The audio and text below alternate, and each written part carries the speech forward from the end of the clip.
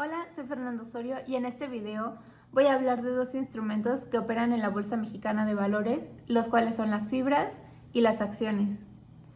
Y bueno, los fideicomisos de inversión en bienes raíces, o también llamadas fibras, se dedican a la adquisición y al desarrollo de activos inmobiliarios que destinan al arrendamiento o la adquisición del derecho de percibir ingresos por su arrendamiento.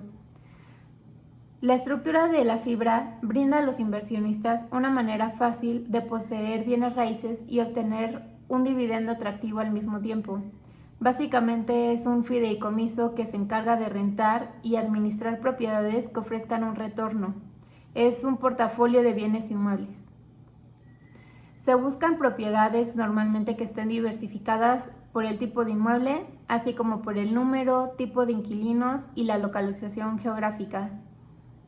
Para poder operar, se colocan certificados de participación en la bolsa de valores para que el público inversionista pueda participar en él y el dinero levantado se paga a los dueños.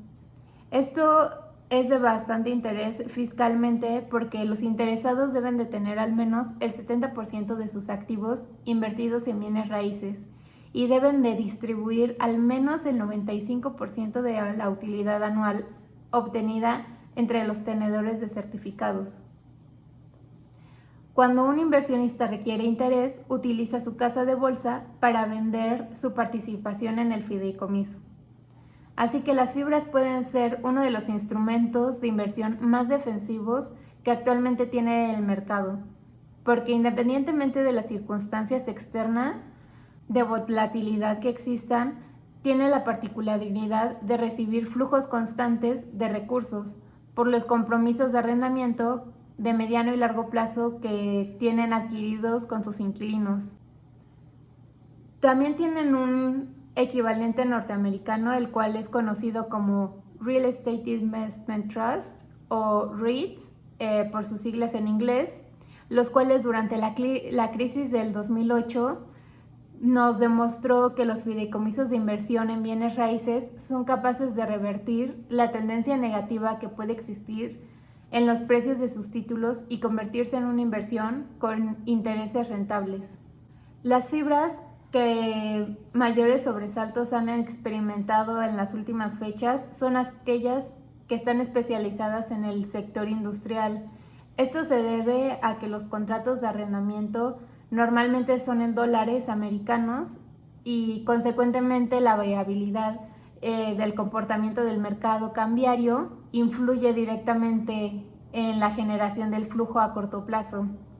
Hasta ahora, la Bolsa Mexicana de Valores cuenta con 12 fibras en el mercado bursátil y se encuentran en el sector industrial, comercial, de oficinas y mixto. Pero desde el 2011, cuando entraron a la Bolsa Mexicana, las primeras fibras, se han obtenido recursos por 148,842 millones de pesos. Existen varios tipos de fibras, como ya lo mencioné, que son 12, y aquí están los ejemplos, y estas se pueden adquirir desde 7 pesos cada uno y no hay un mínimo de títulos. Por otro lado tenemos las acciones, las cuales son el principal instrumento que se comercializa en el mercado de capitales. Estas son títulos de crédito que representan una parte proporcional del capital de una empresa. Es decir, que al comprar una acción adquieres una parte de la empresa correspondiente al valor que representa cada acción. Tú formas parte ya como un socio de la empresa y la cantidad de acciones y el porcentaje en el que tú estás proporcionando al capital es equivalente a los derechos que tú obtengas. Si tú, por ejemplo, llegas a tener el 51% más de las acciones que puedes obtener el control de la sociedad alcanzando una mayoría.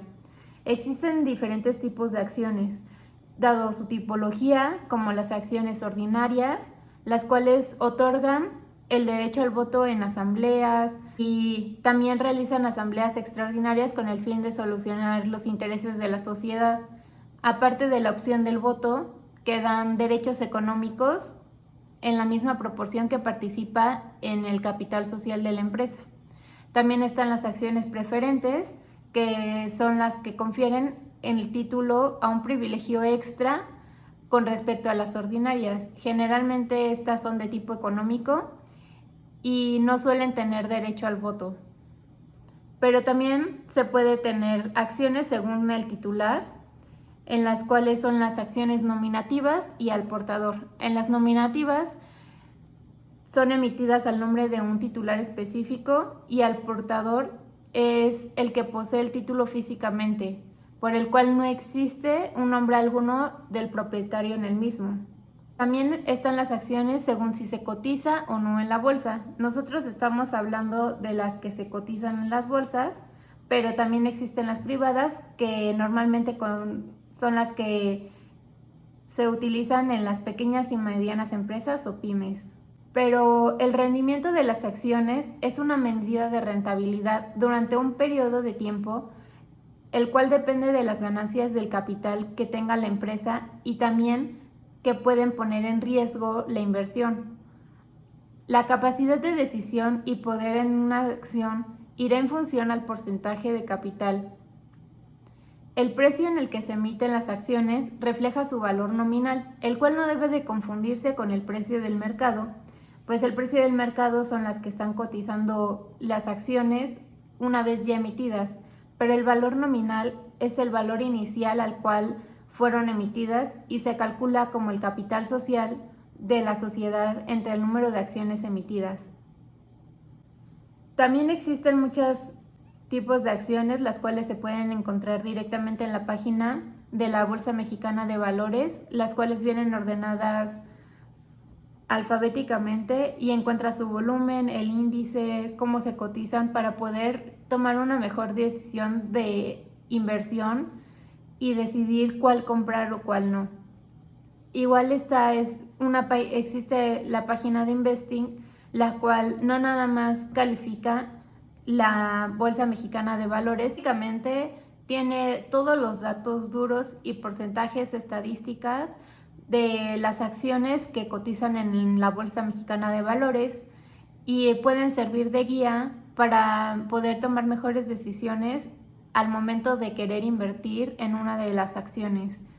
De la misma manera existen calificadoras, las cuales se encargan de evaluar las empresas y es muy importante tener en cuenta que las calificadoras no deben de ser el único medio para poder tomar una decisión. Si una calificadora dice que es bastante segura, no quiere decir que en algún punto no puedas perder tu inversión.